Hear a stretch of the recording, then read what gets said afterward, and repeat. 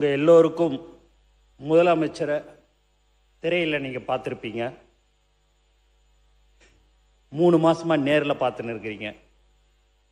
நான் கடந்த 28-29 வருஷமாக அவருடைய நெருங்கி பழகிற வாய்ப்பு எனக்கு கிடைச்சிது. அப்படி பார்க்கும்போது சினிமாவில் மட்டும்தான் நடிப்பார்.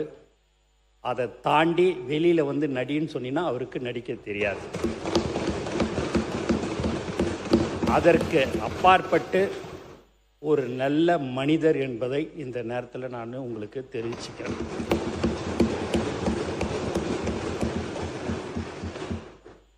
ஏன்னா அவர் வந்து ஒரு கல்ட்டுன்னுவாங்க, ஒரு பெரிய ஸ்டார். அந்த ஸ்டாராக இருக்கிறோமே அந்த மாதிரியான ஒரு எண்ணங்கள் எப்போதுமே அவருக்கு இன்னைய வரைக்கும் ஒரு முதலமைச்சர் ஆன பிறகு கூட சரி அந்த ஒரு நினைப்பே அவருக்கு இல்லை.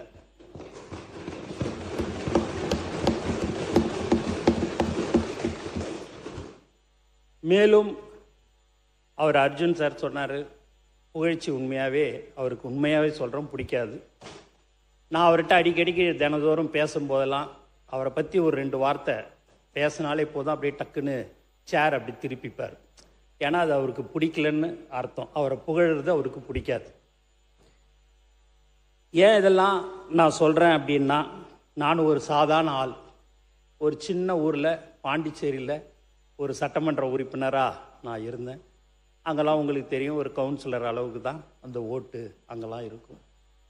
அங்கெல்லாம் இருந்துட்டு எனக்கு இங்கே ஒரு வாய்ப்பு கொடுத்து இன்றைக்கி நான் ஒரு அமைச்சராக இருக்கிறேன்னா அவரை தவிர வேறு யாராலையும் அதை வந்து செய்ய முடியாது.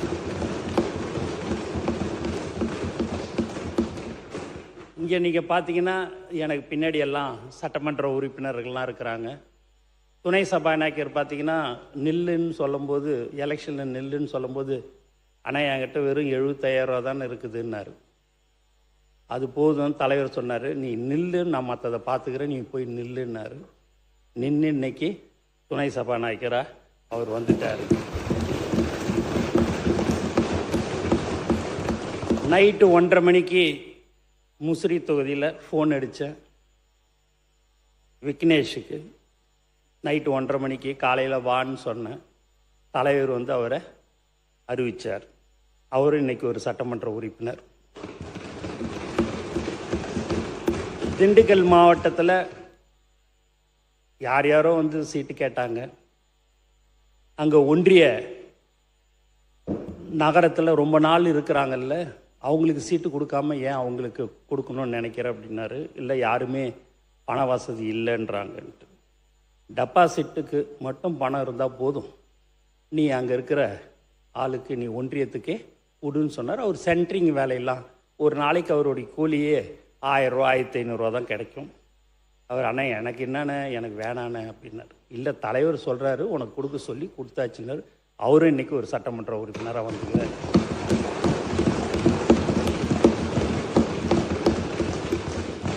ஜாதி, மதம், பணம் எதுவுமே இந்த தேர்தலில் எடுபடலை. அவர் ஒருத்தருடைய முகத்துக்கோசம் நாங்கள் எல்லாம் இன்னைக்கு ஜெயிச்சு இன்னைக்கு ஒரு அமைச்சராக ஒரு சட்டமன்ற உறுப்பினராக நாங்கள்லாம் இருக்கிறோம். இந்த இடத்துல நான் அதை கண்டிப்பாக பதிவு பண்ணணுன்றதுக்கோசம் தான் இதெல்லாம் நான் வந்து சொல்கிறேன். நிறையா விஷயங்கள் அவரை பற்றி நான் சொல்ல வேண்டியது இருக்குது. இருந்தாலும் நீங்கள் நேரம் சொல்லிட்டீங்க, நேரம் சுருக்கமாக பேசணும் அப்படின்னுட்டுன்னு சொன்னீங்க. மேலும் நீங்கள் மற்ற சட்டமன்ற உறுப்பினர்லாம் சொல்லும்போது தலைவர் பேரை சொல்லிவிட்டு பொதுச் செயலாளருக்கும் நன்றி அப்படின்னாங்க. இதே வேற ஒரு தலைவர் கிட்ட இருக்கும்போது என் பேரெல்லாம் அதுமாரி சொன்னாங்கன்னா அடுத்த நாளே அந்த பதவி இருக்காது.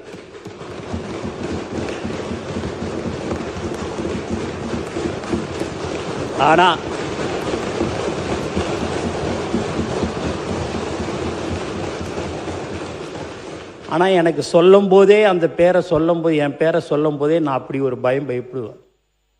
நான் என்னைக்கு 28-29 வருஷத்துக்கு முன்னாடி எங்கள் தலைவரை நான் பார்த்தனோ அந்த பதட்டம் இன்னைக்கும் இப்பயும் எனக்கு இருந்துக்கினே இருக்கும்.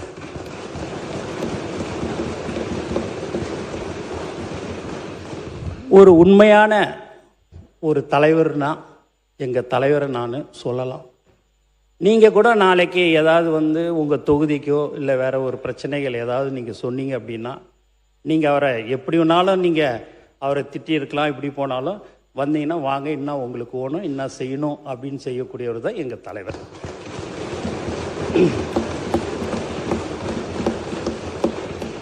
ஒரு நேரத்தில் ஏன்டா இவர் அரசியலுக்கு வந்தாருன்னு நான் நினைப்பேன்.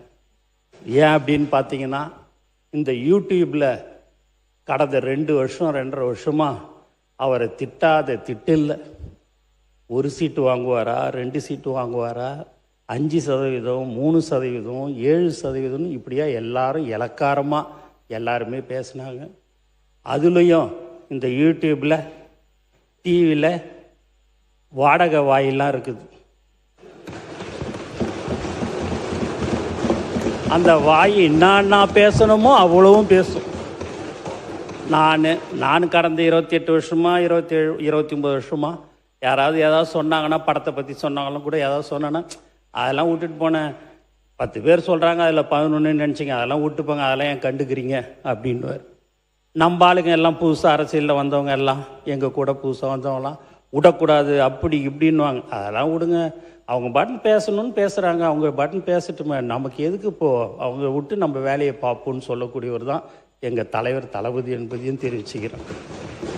அப்போ நான் அதை நினைப்பேன், இப்படியெல்லாம் அவரை சொல்கிறாங்க, மக்களுக்கோசமும் எங்களுக்கோசமும் அதையெல்லாம் பொறுத்து கொண்டு பரவாயில்ல யார் எப்படி பேசினாலும்ட்டுன்னு நானும்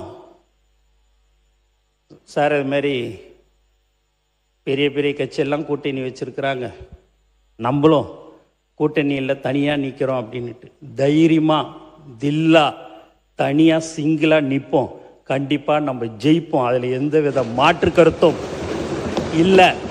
நீ எதுக்கு, நீ உனக்கே பயமாக இருக்குதா அப்படின்னு என்னை கேட்டேன். பயப்படல சார், நான் பயப்படல, இருந்தாலும் ஒரு பயம் எனக்குள்ளார ஒன்று இருக்குது. நீங்கள் எப்படியாவது இந்த முதலமைச்சராக நீங்கள் ஆகணும். உச்சத்தில் இருக்கும்போதே நான் என்னுடைய மக்கள், தமிழ்நாட்டு மக்கள் என்னை உச்சத்தில் வச்சாங்க. அப்படி வச்சிருக்கும்போது அந்த உச்சத்தில் இருக்கும்போதே நான் விட்டுட்டு அரசியலுக்கு வரணும்னு தான், மக்களுக்கு சேவை செய்யணுன்றது எண்ணம் தான் எனக்கு இருக்குதே ஒழிய, நான் ரிட்டையர்ட் ஆன பிறகு நான் அரசியலுக்கு வர்றதுக்கெலாம் எனக்கு விருப்பம் இல்லை.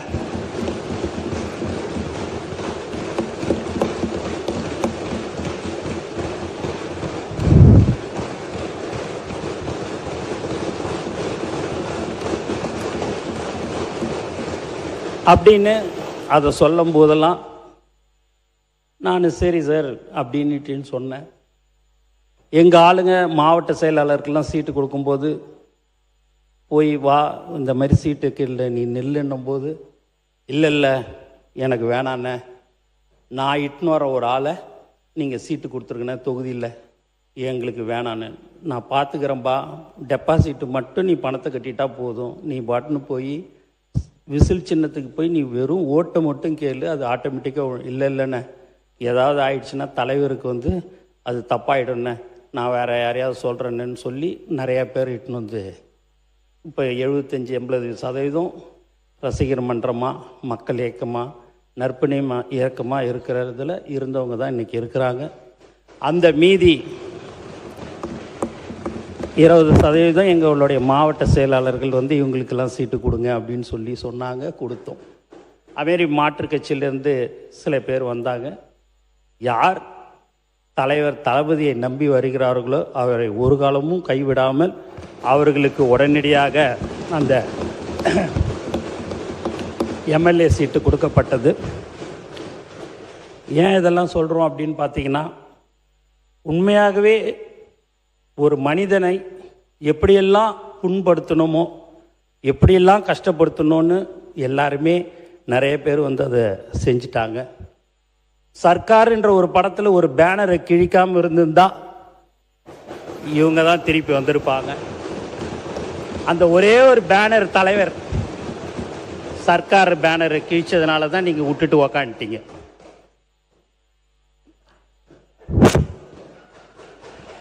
அதை நீங்கள் கிழிக்காமல் இருந்திருந்தீங்கன்னு வச்சிங்களேன், நீங்கள் தானே இருந்திருப்பீங்க அடுத்தாப்புல. நீங்கள் அந்த ஒரு பேனரை கிழிச்சதுனால தான் நீங்கள் இல்லை.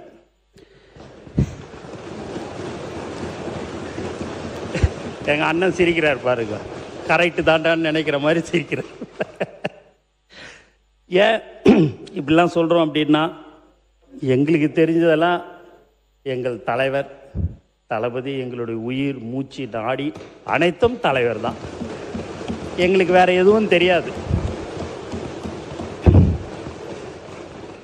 நானும் சட்டமன்ற உறுப்பினராக பாண்டிச்சேரியில் இருந்தேன் அப்படின்னா, நலத்திட்ட உதவிகள், இதேமாரி ஸ்வச் பாரத் திட்டம், குப்பை வாரம் திட்டம், அந்த இதெல்லாம் நானே தனியாக வண்டியெல்லாம் விட்டு தலைவர் பேரில் அப்பயும் அவருடைய ஃபோட்டோ காமிச்சு ஜெயிச்சு நான் ஒரு சட்டமன்ற உறுப்பினராக இருந்தேன். அண்ணன் காலையில் சொன்னார், சிறிய அண்ணன், நான் அரசியல்வாதி இல்லை, ஆனால் நீங்கள் ரிஜிஸ்ட்ரேஷன் பண்ணது அரசியல்னு அப்படின்னு சொன்னார். அரசியல் 2 விதம் இருக்குது. ஒன்று தூய்மையான அரசியல், ஒன்று இப்படி தாண்டா இருக்குது இந்த அரசியல்ன்றது தான். அந்த மாதிரியான ஒரு தூய்மையான அரசியலை நாங்கள் தேர்ந்தெடுத்தோம். இன்னைக்கு ஒரு சட்டமன்ற உறுப்பினராக இருந்து இன்னைக்கு ஒரு அமைச்சராக நான் இன்னைக்கு இருக்கிறேன். டி நகர் தொகுதியில் உண்மையாக சொல்கிறேன், 4 நாள் தான் போய் ஓட்டு கேட்டேன்.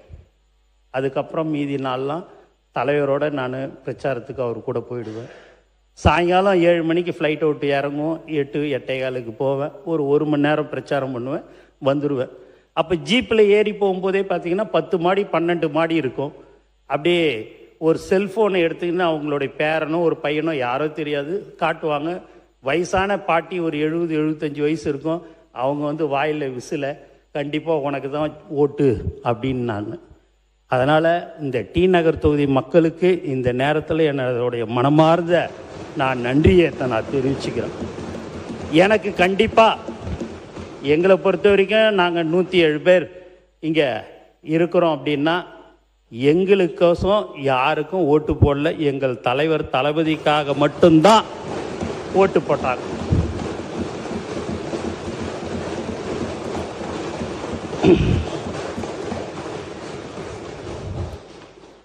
அப்படி இருக்கும்போது இந்த 3 மாதத்துலேயே பார்த்தீங்கன்னா, இந்த புக்கு, சில ஒரு டிவியை நீங்கள் வச்சுன்னு இருக்கிறீங்க. அப்பா, யாரோ ஒருத்தன் ஆன்லைனில் ஒரு உறுப்பினர் கார்டு எடுத்திருந்தா அதை வச்சு தோபார் ஆன்லைன் கார்டை தாவேக்கா உறுப்பினர், தாவேக்கா நிர்வாகின்னு சொல்லி எல்லாத்துலேயும் தினந்தோறும் ஏதாவது ஒன்று சொல்லிக்கினே இருக்கணுன்றது ஒரு குறியாகவே இருக்கிறாங்க. சரி, ஏதாவது ஒன்று செய்யட்டும், எதுனாலும் போட்டோம். நாங்கள் மக்களுக்கு சேவை செய்ய வந்திருக்கிறோம். எங்களை பொறுத்த வரைக்கும் எங்கள் தலைவர்கிட்டையோ மக்களுக்கிட்டேயோ எங்களுக்கு எந்த ஒரு கெட்ட பேரும் வராத அளவுக்கு அமைச்சர் பெருமக்களும் சரி, சட்டமன்ற உறுப்பினரும் நாங்கள் நடந்து கொள்வோம் என்பதை மீண்டும் மீண்டும் நான் தெரிவித்துக் கொள்கிறேன். அதுமாரி எங்கள் மாவட்ட செயலாளர்லாம் பார்த்தீங்கன்னா, ஒன்றியம், நகரம், கிளை அணித்தலைவர்கள்லாம் நாளைக்கு பட்னி தினம், உலக பட்னி தினம், சாப்பாடு போடுன்னு சொன்னால் சரி, காசு இருக்குதோ இல்லையோ, தலைவர் தளபதி அறிவுறுத்தலின்படி அப்படின்னு தான் நான் ஒரு மெசேஜ் போடுவேன். அடுத்த நாளே பார்த்தீங்கன்னா 1000 பேர், 750 பேர். இல்லை அண்ணா, நீங்கள் உங்கள் தலைவரை பற்றிலாம் நீங்கள் அடிக்கடிக்கு பேசுகிறீங்க. நாங்கள் முதல்ல பேசுகிறோம். எங்களுக்கு ஒரு வாய்ப்புண்ணே. எங்கள் தலைவர் இல்லை, அதே எங்கள் தலைவர் இங்கே பக்கத்தில் இருந்தாருன்னா நான் கண்டிப்பாக பேசவே மாட்டேனே. ஒரே ஒரு வார்த்தையை நான் பேசிட்டு நான் அடுத்த உரைக்கு நான் போயிடுவேன். உண்மையாக தான் சொல்கிறேன். இல்லை, மாண்புமிகு மாண்புமிகு அமைச்சர் சொல்ற உருக்கமான அந்த வரலாற்று செய்திகள்லாம் பலர் கேட்டறியா, நாம் அவையில் இருக்கிற உறுப்பினரே கேட்டறியாத அந்த செய்திகள், நாட்டு மக்கள் தெரிந்து கொள்ள வேண்டிய செய்தி. சொல்ல விடுங்க, நான் உங்களை எதுவுமே சொல்ல. எங்கள் தலைவரை பற்றி, எங்கள் கட்சியை பற்றி நான் பேசுகிறேன். யார் சொல்ல முடியும்? சொல்லுங்க. உங்களுக்கு போர் அடிக்காது? இல்ல நீங்க சொல்லுங்க. இல்ல நீங்க உண்மை கதையை தான் நீங்க சொல்லுங்க. நீங்க சொல்லுங்க. நமக்கு தேர்தலில் மட்டும்தான் அந்த 15 நாள் தான் நீங்களா நானான்னு பார்க்கணும். மற்ற அந்த 5 வருஷத்தில் எங்களோட இணைந்து மக்களுக்கு என்னென்ன தேவைகளோ அதையெல்லாம் சொன்னீர்கள் என்று சொன்னால், மாண்பு முதலமைச்சரும் சரி, எங்களுடைய அமைச்சர் பெருமக்களும் உங்களுக்கு ஒத்துழைப்பு கொடுப்போம் என்பதை தெரிவிச்சுக்கிறேன். ஏன்னா அந்த 15 நாள் சண்டைன்றதுனால சொல்கிறேன், அந்த 15 நாள் ஆனாலும் சரி நாங்கள் தான் திருப்பி வருவோன்றதையும் சொல்லிடுறேன்.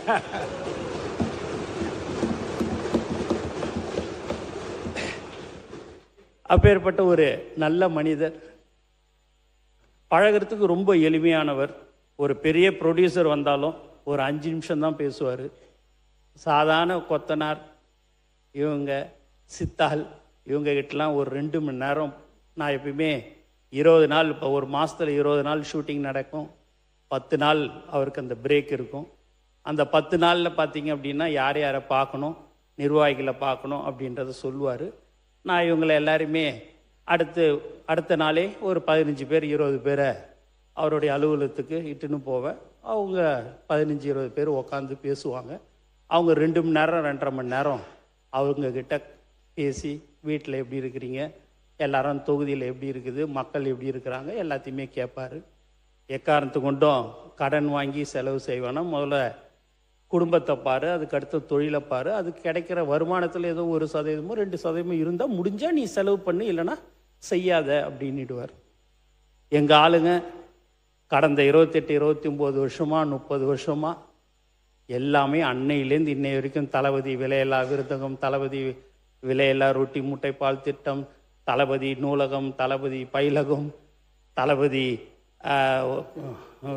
வீடு கட்டும் திட்டம், இப்படின்னு நாங்கள் பல்வேறு திட்டங்களை நாங்கள் எல்லாமே தலைவர் பேரில் செஞ்சுருக்கிறோம். அதில் டக்குன்னு கூப்பிடாரு, அவங்க ரொம்ப செலவு பண்ணியிருக்கிறாங்க, நீ போய் முதல்ல அந்த பணம் எவ்வளோ செலவு பண்ணாங்களோ அதை போய் கொடு, நான் கொடுக்குறேன்னு சொல்லி கொடுப்பாரு. எங்கள் ஆளுங்கக்கிட்ட 1000 ரூபா இருக்காது. இந்த அடான்னு 5 லட்ச ரூபா கொடுத்தாலும் என் வேணவே வேணாம், நான் தலைவர் கிட்டேருந்து வாங்கவே மாட்டேன், என்னுடைய சொந்த பணத்தில் தான் நாங்கள் எல்லாரும் சேர்ந்து பண்ணுவோம் அப்படின்னுவாங்க. அப்பேற்பட்டவர்கள் தான் எங்களுடைய மாவட்ட செயலாளர்கள், அணி தலைவர்கள், ஒன்றியம், நகரம். எங்ககிட்டலாம் பெரிய சொத்து இல்லை. நான் ஏதோ நடுத்தரமான இது ஏதோ இருக்குது, இங்கே இருக்கிறவங்ககிட்டலாம் கொஞ்சம் இருக்குது. எங்களுடைய சொத்தே எங்களுடைய தமிழக வெற்றி கழகத்துடைய தோழர்கள் தான். பல கோடி பக்கத்தில் இருக்கிறவரா, அவர்கிட்ட நிறையா சொத்து இருக்குது, ஒன்றா எடுத்துங்க, வேணான்னு சொல்லலை. பல கோடி எங்களுக்கு சொத்தே அவங்க தான். தலைவருக்கு இன்றைக்கும் சொல்கிறது, எக்காரணத்தை கொண்டும் யார் வந்தாலும் சரி, எப்பேற்பட்டவர்கள் வந்தாலும் சரி, நம்மளுடைய பழைய ஆட்களை, ஒரு ஆட்களை கூட நீ விட்டுவிடக்கூடாது, அவர்களுக்கு என்ன தேவைகளோ அதை நீ செய்து தர வேண்டும் சொல்லக்கூடிய தலைவர் தான் எங்கள் தளபதி. இப்படிலாம் ஒரு தலைவர் உண்மையாகவே என்ன, நீங்களா அவர்கிட்ட பழகுனீங்கன்னா தெரியும். ரொம்ப எளிமையானவர். எது ஒரு சின்ன விஷயமா இருந்தால் கூட சரி, உடனுக்குடன் ஏதாவது ஒன்று சொன்னால் செஞ்சு கொடுக்குறவர். இப்போ நீங்கள் கூட பார்த்தீங்க அப்படின்னா, இந்த அண்ணா திமுக எம்எல்ஏ சட்டமன்ற உறுப்பினருடைய தொகுதி தான் வேலூர் மாவட்டம் அணைக்கட்டு தொகுதியில், அணைக்கட்டு பிளாக் அல்லேரி கிராமம், மலை சுமார் 8 கிலோமீட்டர் அளவுக்கு 21 கோடி ரூபாய்க்கு இப்போ டெண்டர் விட போகிறோம். என்னான்னு பார்த்தீங்கன்னா, ஒரு 20-25 நாளுக்கு முன்பு அங்கே ஒரு கர்ப்பிணி பெண்ணை ஒரு கட்டிலில் தூக்கிக்கின்னு வந்தாங்க. அதை பார்த்துட்ட உடனேயே, ஏன் அதை இன்னும் நீ பார்க்கலையா அப்படின்னு கேட்டார். எனக்கு தெரியாது சார், நீங்கள் அனுப்பிச்சி தான் அந்த வீடியோவை நான் பார்த்தேன் அப்படின்னு. என்ன செய்வே தெரியும், நான் கலெக்டரேட்லாம் சொல்லிடுறேன், இம்மிடியேட்டாக அதுக்கு ரோடு வசதி செய்து தரணும்னு சொன்னார். இன்றைக்கி நேற்று பார்த்தீங்கன்னா அதுக்கு 21 கோடி ரூபாய்க்கு எல்லாமே ரெடி பண்ணி இன்னும் ஒரு வாரத்தில் டெண்டர் விடப்பட இருக்கு. அரசியலில் எப்பயுமே பார்த்தீங்கன்னா அந்த தொகுதிக்கு 21 கோடி ரூபா கொடுத்து, அங்கே இருக்கிறது 320 பேர் தான், ஆனால் 21 கோடி கொடுத்து நீங்கள் போயிட்டு ரோடு போட்டோன்னா அந்த 320 ஓட்டும் அந்த கட்சியை சேர்ந்த எம்எல்ஏக்கு தான் போகுன்றது எல்லாருக்குமே தெரியும். ஆனால் கட்சி வேறுபாடு இன்றி அது எந்த தொகுதியாக இருந்தாலும் சரி, மக்களுக்கு ஒன்று தேவை என்று சொன்னால் அதை உடனடியாக அமைச்சர் பெருமக்கள் செய்து தர வேண்டும். அவர்கள் இந்த கட்சி அந்த கட்சி என்ற வேலையெல்லாம் இங்கே இருக்கக்கூடாது. அதை நீங்கள் உடனடியாக செய்யணும்னு சொல்லக்கூடிய ஒரு அற்புதமான மனிதர் தான் எங்கள் தலைவர் தளபதின்றதை நான் இந்த நேரத்தில் தெரிவிச்சுக்கிறேன். மேலும் நீங்கள் பார்த்தீங்க அப்படின்னா பாண்டிச்சேரியில் ஒரு 3-4 தடவை பிரம்மாண்டமான ஒரு பொதுக்கூட்டம்லாம் நடத்தினேன். அதில் நான் சட்டமன்ற உறுப்பினராக இருந்தேன். மத்திய அமைச்சர் முதலமைச்சர்லாம் கலந்துக்கினாங்க. அப்போ நான் சொன்னேன், அந்த 1,00,000 பேர் இருக்கும்போது சொன்னேன், ஒரு 15 வருஷத்துக்கு முன்னாடியே, 16 வருஷம் இருக்கும், 5 வருடத்துக்கு ஒரு முறை சட்டமன்ற உறுப்பினர் என்ற பதவி வந்து போகும். தளபதி ரசிகர் என்ற பதவி தான் எனக்கு கடைசி காலம் வரைக்கும் இருக்கும் என்று சொன்னேன். அந்த பதவிதான் இன்று என்னை இங்கே அமைச்சராக ஆக்கியிருக்கிறார்கள் என்பதை இந்த நேரத்தில் நான் சந்தோஷத்துடன் தெரிவித்துக் கொள்கிறேன். எத்தனை ஜென்மம் எடுத்தாலும் நாங்கள் அவருடன் இருக்க வேண்டும் என்பதுதான் எங்களுடைய எல்லோருடைய மனசில் இருக்கிறது.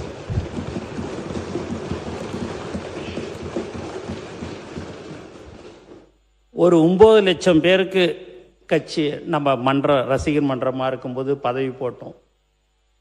கட்சி ஆரம்பித்த உடனே எல்லாரும் கேட்டது, இன்னும் ஆள் போட முடியல, மாவட்ட செயலாளர் போட முடியல, நீங்கள் கட்டமைப்பு இல்லை அப்படிலான்னாங்க. அந்த 9,12,320 பேருக்கு மக்கள் இயக்கத்தில் இருந்தாங்க. அவங்களுக்கு 3,16,217 பேருக்கு நாங்கள் அந்த போஸ்டிங் போடணும். அப்போ குறைஞ்சது ஒரு 6 லட்சம் பேருக்கு பதவி எங்களால் கொடுக்க முடியாது. அதையெல்லாம் சரி பண்ணி அந்த கட்டமைப்பை உருவாக்கி இன்னைக்கு தமிழக வெற்றி கழகம் வெற்றி பெற்றிருக்கிறது என்பதை தெரிவிச்சுக்கிறேன். அதில் எப்படியாவது சில பேர் குளிர் காயணும், எப்படியாவது கட்சி 2 ஆகும் 3 ஆகும் 4 ஆகும் அப்படிலாம் நினச்சாங்க. அதுக்கெல்லாம் வாய்ப்பே இல்லை. இப்போ கூட சரி, எங்கள் ஆளுங்ககிட்டேருந்து நீங்கள் ஒரே ஒரு ஆளை கூட நீங்கள் இப்படி இன்னாட்ட இப்படி வான்னு சொன்னால் வரவே மாட்டாங்க.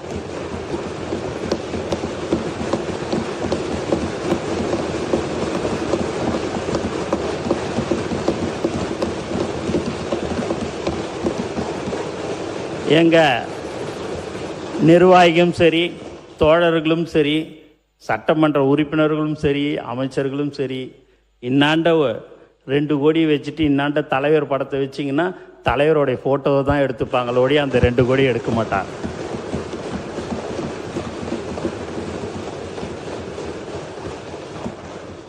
ஏன்னா அவ்வளோ மரியாதை கொடுப்பார்.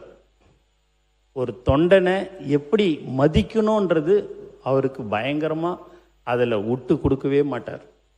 ஒரு பிரபல டைரக்டர், இப்பயும் அவர் ஒரு பிரபல டைரக்டர், தலைவர் படத்தை இயக்கியிருக்கிறார்.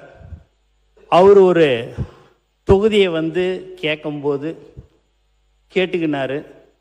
அதுக்கு அடுத்த நாள் திருப்பி எனக்கு அந்த தொகுதி ஒன்றுன்னு ஒரு 1.5 வருஷத்துக்கு முன்னாடியே கேட்டார்.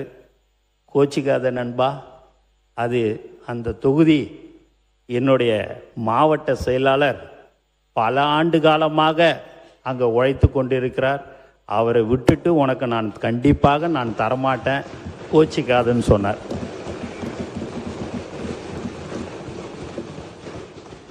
ஏன் அண்ணனே இங்கே இருக்கிறார். உண்மையாகவே ஒரு சபாநாயகர் எங்களுடைய கட்சிக்கு கிடைத்த வரம்ன்ட்டு கூட நாங்கள் சொல்லலாம்.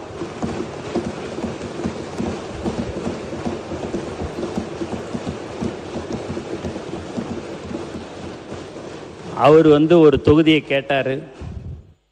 அண்ணா முடியாதுண்ணே அப்படின்ன. இல்லைண்ணா எனக்கு அதுதானே ஓணுன்னாரு. இல்லைன்னா கோச்சிக்காதீங்கண்ணே, மாவட்ட செயலாளர் அங்கே 30 வருஷமாக இருக்கிறாப்புலண்ணே, தயவுசெய்து அந்த தொகுதியை விட்டுருண்ணே அப்படின்னு. நேராக தலைவர்கிட்ட போய், இல்லைங்க நான் தேர்தலில் நான் நிற்கலை, எனக்கு அந்த தொகுதி இல்லைன்ற மாதிரி கேள்விப்பட்டேன் அப்படின்ட்டு. அப்போ தலைவர் சொன்னார், இல்லை நீங்கள் இருக்கணும், நீங்கள் வேறு எந்த தொகுதியை கேட்குறீங்களோ அதை நீங்கள் எடுத்துக்கங்க அப்படின்னார்.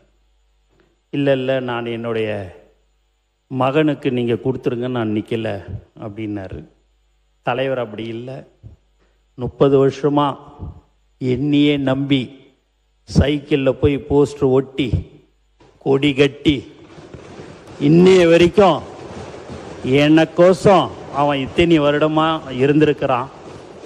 அவனை எக்காரணத்தை கொண்டும் ஒரு சாதாரண தொண்டனை நான் விடமாட்டேன்ன. அதே போல் நீங்களும் எனக்கு வேண்டும், அதற்காக நீங்கள் நின்னே ஆக வேண்டும் என்று சொன்னார். அவர் ஒரு தொகுதியில் வேறு தொகுதியில் நின்னார், அண்ணன் ஜெயிச்சார்.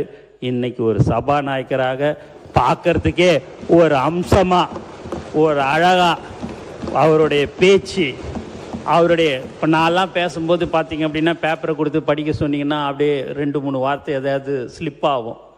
அதை நான் அப்படியே அவர் வாயே, எங்கள் அண்ணன் வாயை பார்த்துன்னு இருப்பேன். அவ்வளோ அழகாக திருத்தமாக ஒரு வார்த்தையும் அவ்வளோ அழகாக பேசக்கூடிய ஒரு சபாநாயகர் எங்களுக்கு கிடச்சிருக்கிறாரு. இந்த நேரத்தில் எங்களுடைய தலைவர் தளபதி அவருக்கு எங்கள் சபாநாயகரை அவர் ஆக்கியதற்கு இந்த நேரத்தில் நான் மனமார்ந்த வாழ்த்துக்களையும் நான் நன்றியும் தெரிவிச்சுக்கிறேன். அதுக்கு அடுத்தபடியாக ஃபைனான்ஸ் மினிஸ்டர் அவர் நீங்கள் பார்த்தீங்கன்னா வரும்போது முடியெல்லாம் இப்படி வச்சுக்கின்னு வந்தார். வந்தவுடனே ஆஃபீஸுக்கு வந்த உடனே, அண்ணா இப்படிலாம் வச்சுக்கூடாதுண்ணே, நீ தேர்தலில் நிற்கணுன்னா அந்த முடியெல்லாம் கட் பண்ணிடணுண்ணே.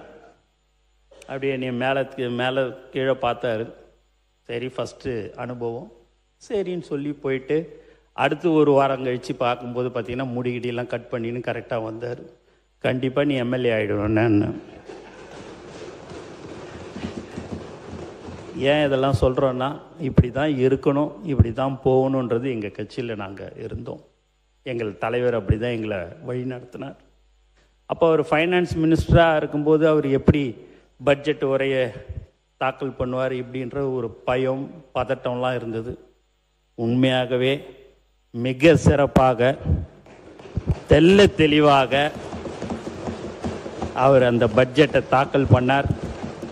அவருக்கும் எங்கள் தலைவர் சார்பாகவும் தளபதி அவருக்கு இந்த நேரத்தில் நான் நன்றியை தெரிவித்தேன்.